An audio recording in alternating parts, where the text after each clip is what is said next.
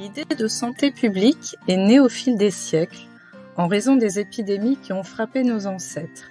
Selon l'adage, mieux vaut prévenir que guérir. Hippocrate, surnommé le prince des médecins, et Galien prodiguaient déjà des règles et des conseils pour bien vieillir. La prévention ne commence donc pas avec les premiers hygiénistes et la promotion de la santé est certainement un concept très ancien. Roger Bacon, au XIIIe siècle, rédigeait déjà des recommandations sur le régime alimentaire et balnéaire. La peste noire, première intervention de santé publique. La santé publique, organisée par les autorités, née au Moyen-Âge suite à une catastrophe sanitaire, la peste noire. C'est lors de cette épidémie qu'émerge une alliance des pouvoirs publics et des médecins. Les politiques de protection contre l'importation de maladies étaient fondées sur des quarantaines principalement. Ce système de protection a duré 4 siècles. La médecine des Lumières. Les médecins se font plus attentifs aux premiers symptômes des maladies au niveau local et non plus seulement aux maladies importées. Le raisonnement anticipateur apparaît. Les hygiénistes du XVIIIe siècle avaient un double objectif bien défini. Fournir des conseils aux autorités politiques en se basant sur les nouvelles connaissances scientifiques et influencer les habitudes et comportements des populations. L'hygiénisme. L'hygiénisme est un courant de pensée développé au XIXe siècle mettant en avant l'importance de l'hygiène pour la santé humaine, qui a pris de l'ampleur suite à une nouvelle épidémie, le choléra. Les hygiénistes affirmaient que le choléra ne pouvait pas se propager dans les pays européens si l'hygiène des villes et des populations était accrue.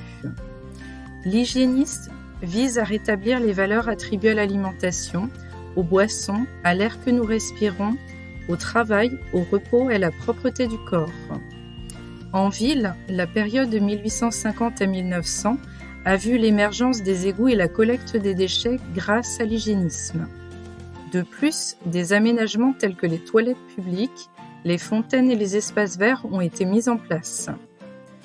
Vers la promotion de la santé. Les premiers bureaux municipaux d'hygiène sont créés dans une vingtaine de villes françaises, qui développent une notion de l'hygiène privée et publique. La loi de 1902 impose leur généralisation. Ils ont pour objectif vacciner contre la variole, contrôler les épidémies et réaliser des contrôles sanitaires.